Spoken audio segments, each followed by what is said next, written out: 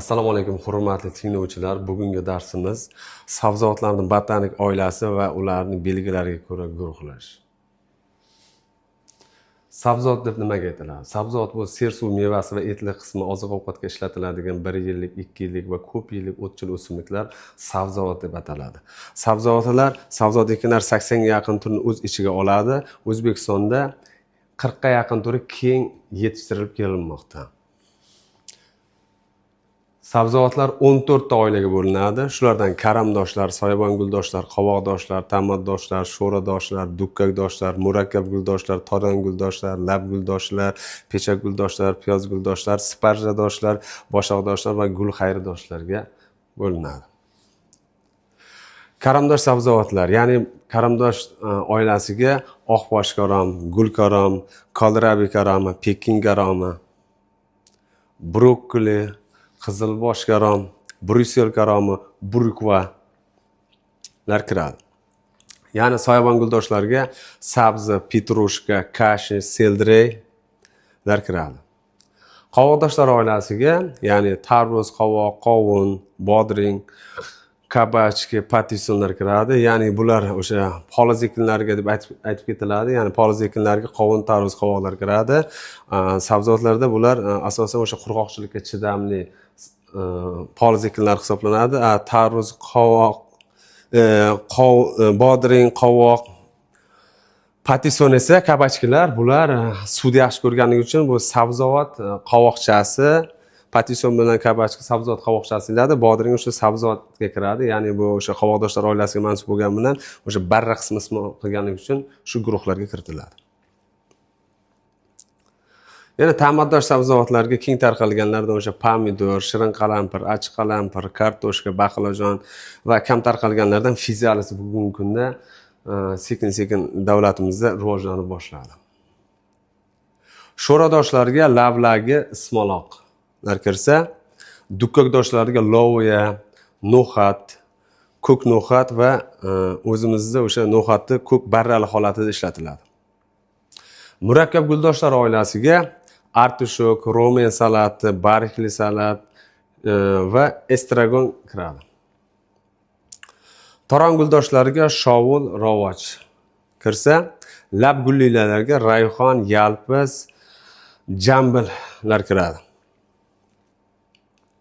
Gul xayridoshlarga bamiya sabzavotimiz kiradi. Bugungi kunda bozorlarda, hozirgi kunda bozorlarda uchratishimiz mumkin.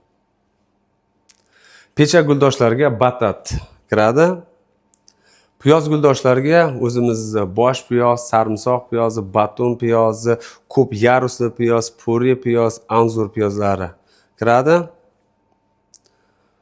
Sparjadoshlarga esa sarsabil, ya'ni o'simtasi iste'mol qilinadigan ko'p yillik sarsabil kiradi.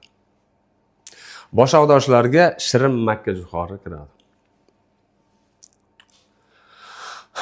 Sabzavotlarning hayotiy davomligiga ko'ra 3 guruhga bo'linadi. 1 yillik, 2 yillik va ko'p yilliklarga. Ya'ni 1 yillik sabzavotlarga hayotiy davomligiga ko'ra pishib, yetilib 1 yilda o'zida mavsum tugagan va ulardan kuzda nobud bo'ladi.